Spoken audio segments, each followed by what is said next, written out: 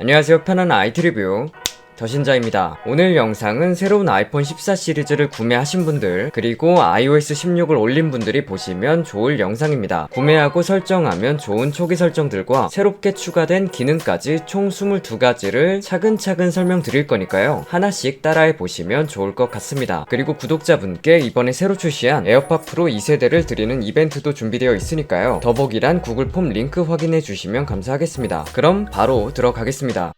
첫 번째는 잠금 화면 사용자화입니다. 이번에 iOS 16으로 올라가면서 가장 많이 바뀐 부분이라고도 볼 수 있는데요. 사용자의 만족도가 정말 높은 기능입니다. 설정하는 방법은 잠금 화면에서 화면을 꾹 눌러주세요. 그럼 이렇게 설정 화면이 나오게 됩니다. 저는 미리 여러 개의 잠금 화면을 설정해 뒀는데요. 여기서 가장 오른쪽으로 넘겨서 플러스 버튼을 눌러줍니다. 그럼 새로운 배경 화면들을 추가할 수 있어요. 추천 항목에서 고를 수도 있고 날씨 및 천체, 이모티콘, 모음, 색상 등 설정도 가능합니다. 물론 직접 설정하는 것도 가능한데요. 저는 사진으로 예시를 들어보겠습니다. 원하는 사진을 골라서 들어가 줍니다. 그럼 먼저 원하는 위젯을 선택하는 게 가능합니다. 가장 위쪽에는 시간이나 날씨를 변경할 수 있어요. 두 번째에서는 시계의 서체 및 색상 선택이 가능합니다. 서체는 8가지 중에 선택이 가능하고 색상은 원하는 색상으로 선택이 가능해요. 기본적으로 배경과 어울리는 걸 추천해 주지만 스포이드 기능도 있어서 원하는 색상을 가져오는 것도 가능합니다.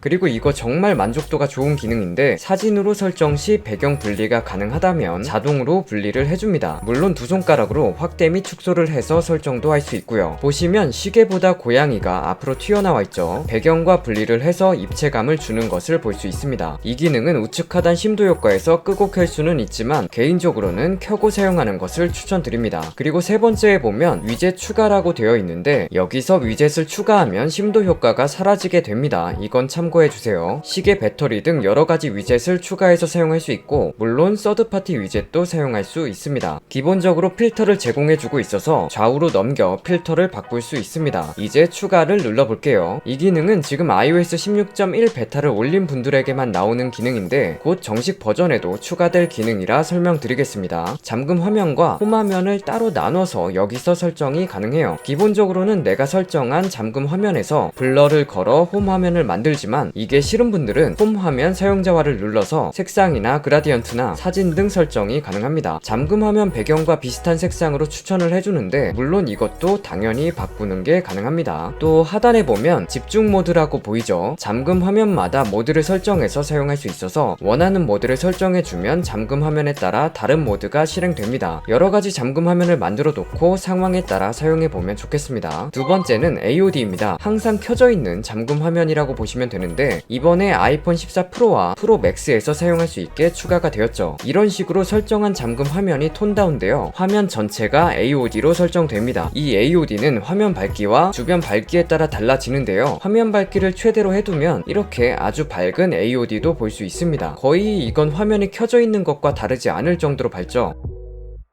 물론 어두운 상황에서는 AOD도 자동으로 어두워집니다. 이 기능은 화면이 계속 켜져 있다 보니까 배터리를 더 소모하기 때문에 필요가 없다고 느끼시는 분들은 끄고 사용할 수 있습니다. 설정, 디스플레이 및 밝기에 들어가서 아래쪽에 있는 항상 켬 기능을 꺼주세요. 그럼 AOD 없이 사용이 가능합니다. 세 번째는 알림 센터입니다. 먼저 알림 센터의 위치가 아래쪽으로 변경되었습니다. 아래에서 쓸어 올려주면 알림을 확인할 수 있죠. 이 알림은 설정에 들어가서 표시 형식을 바꿔줄 수 있는데요. 설정에서 알림으로 들어가면 설정할 수 있습니다. 원하는 형식으로 바꿔서 사용해 보시면 좋을 것 같습니다. 네 번째는 실시간 현황, 라이브 액티비티입니다. 실시간 현황이란 잠금하면 하단에 표시되는 기능을 말하는데 우리가 음악을 듣고 있으면 이렇게 잠금 화면 하단에 표시가 됩니다. 지금 AOD 상태인데도 하단에 음악 컨트롤러가 표시되고 있죠.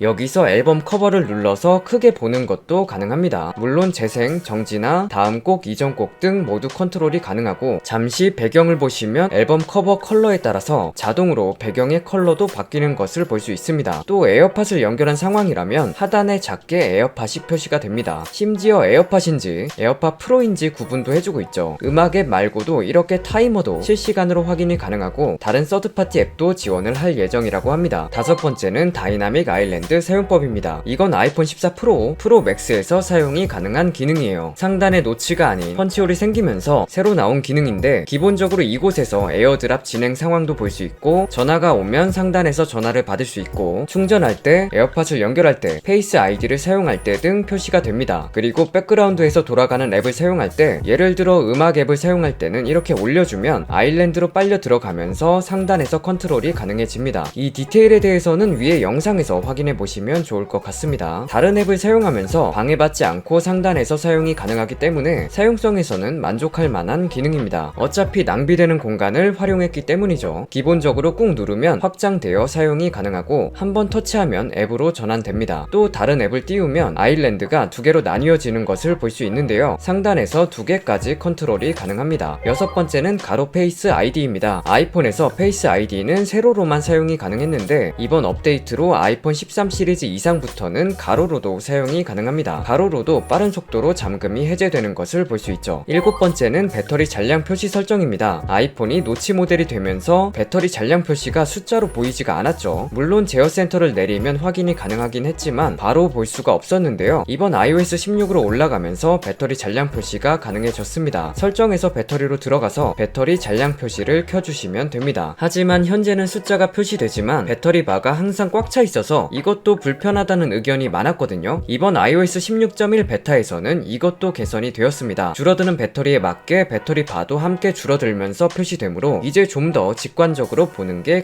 가능해졌습니다. 여덟 번째는 키보드 햅틱입니다. 순정 키보드에서는 이 도도도 하는 특유의 기분 좋은 햅틱을 느낄 수 없었는데요. 이번 업데이트로 햅틱 기능을 사용할 수 있게 되었습니다. 설정에서 사운드 및 햅틱으로 들어가 키보드 피드백으로 들어가 주세요. 여기서 햅틱을 활성화해 주시면 키보드 햅틱을 사용할 수 있게 됩니다. 기분 좋은 피드백을 느껴보세요. 아홉 번째는 배경 제거 기능입니다. 이것도 정말 유용하게 사용할 수 있는 기능인데요. 사용 방법은 아주 간단합니다. 원하는 사진을 선택하고 꾹 눌러주기만 하면 됩니다. 엄청 간단하죠? 게다가 엄청 빠르고요. 꾹 눌러만 주면 눕기가 따지는 걸 볼 수 있습니다. 이렇게 빠르면서도 꽤나 정교하게 배경과 분리해 줍니다. 또 감성적인 부분은 배경과 분리된 것을 테두리를 따라서 빛을 내면서 알려줍니다. 이 부분이 지금 분리되었다 라고 알려주는 거죠. 물론 분리한 이미지를 바로 복사해서 공유하는 것도 가능하고 이렇게 꾹 누른 상태로 드래그하면 작게 따라오는데 이 상태로 다른 앱에 붙여 넣는 것도 가능합니다.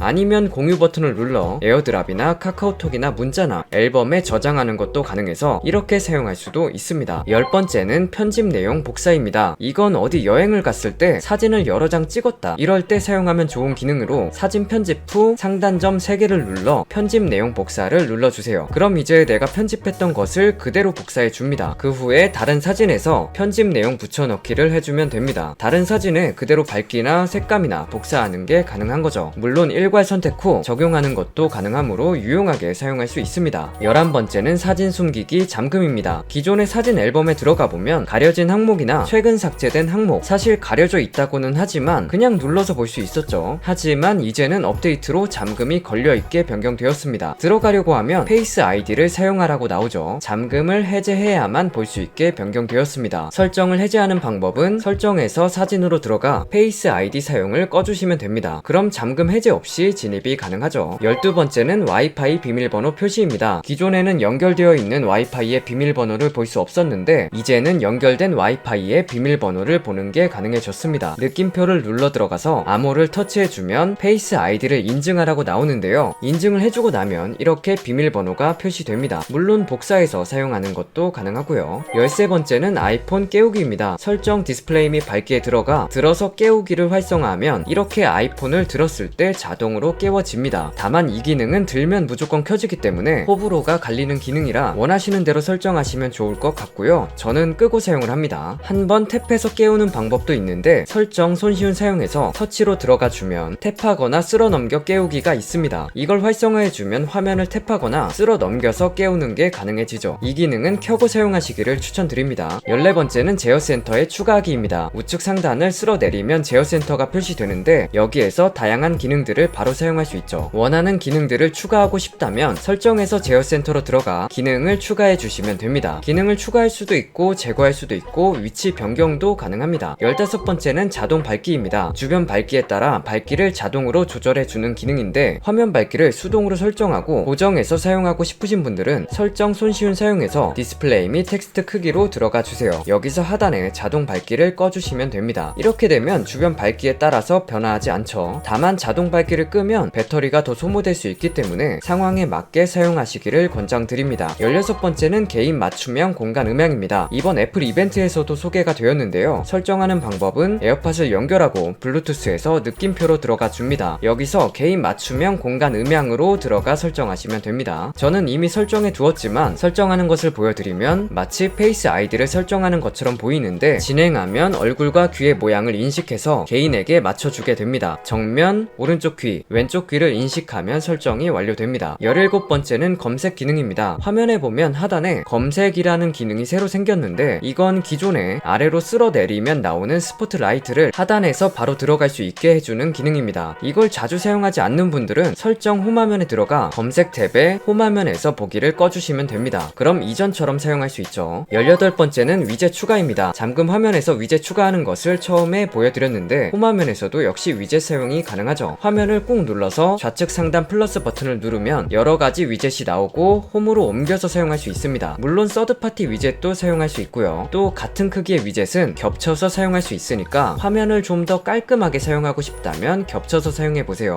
19번째는 라이브 텍스트 한국어입니다. 이제 한국어도 텍스트 인식이 가능해졌습니다. 이미지에서 글자를 꾹 누르면 한국어도 인식이 됩니다. 복사한 다음 붙여넣어 사용할 수 있습니다. 20번째는 라이브 텍스트 동영상입니다. 이제 동영상에서도 텍스트를 인식할 수 있습니다. 동영상을 일시 정지하고 사용할 수 있는데요. 똑같이 꾹 눌러서 텍스트를 인식할 수 있습니다. 21번째는 사파리 번역 기능입니다. 영어로 된 페이지를 한국어로 번역이 가능해졌는데요. 아래쪽에 가가라고 되어 있는 것을 누르면 한국어로 번역이 있습니다. 눌러주면 이렇게 페이지 전체가 번역이 됩니다. 텍스트뿐만 아니라 이미지에 있는 것도 번역이 되니까 유용하게 사용할 수 있습니다. 마지막 22번째, 근처 기기 제어입니다. 손쉬운 사용에서 근처 기기 제어로 들어가면 사용할 수 있는데요. 이건 내 계정으로 연동된 기기들을 제어하는 기능입니다. 예를 들어 아이패드를 제어해 볼게요. 최근엔 목록이나 홈으로 알림, 제어센터, 시리 등 제어가 가능합니다. 아이폰으로 원격 제어가 가능하겠죠. 자, 오늘은 이렇게 아이폰 초기 설정과 꿀팁들을 알려드렸습니다. 직접 하나하나 적용해 보면서 설정해 보시면 좋을 것 같습니다. 궁금하신 점 있으시면 댓글로 남겨주세요. 다음 영상에서 참고할 수 있도록 하겠습니다. 끝까지 시청해 주셔서 감사드리고 재밌게 보셨다면 좋아요 부탁드려요. 오늘 준비한 영상은 여기까지입니다.